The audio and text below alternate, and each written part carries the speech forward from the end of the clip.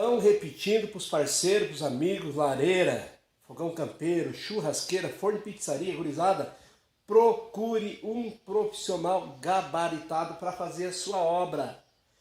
Não procure jamais um pedreiro barato, sem experiência para fazer, porque você vai ter muita dor de cabeça e o trem não vai funcionar, infelizmente. Lembre-se, bons profissionais não custam mais caro, não, é mentira quem fala. A satisfação de um bom trabalho, isso garante para você que você fica satisfeito com a mão de obra, o resultado da sua obra também, isso te satisfaz.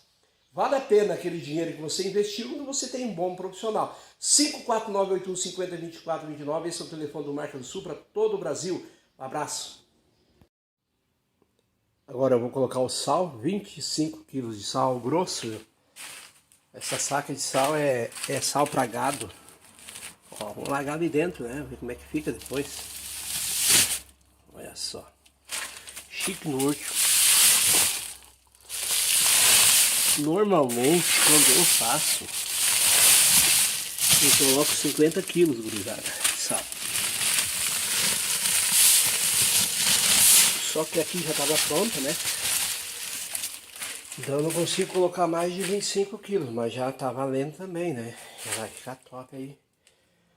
E eu vou utilizar.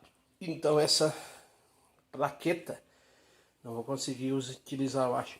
Quero ver se consigo utilizar o tijolo grosso, mas não sei se vai dar. Vamos lá então. Consegui retirar as plaquetas e vou colocar então o tijolo, né? Vai dar uma garantia melhor aí.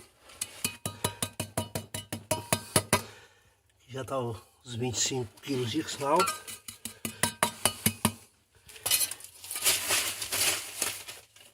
Já reguadinho, né? Vamos dar um tijolo aqui em cima.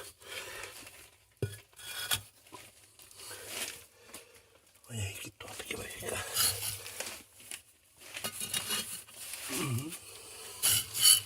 Ó, 6 centímetros de espessura.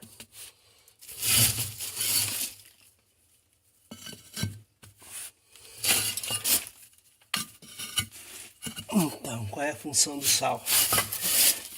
A função do sal embaixo do refratário é somente segurar o calor.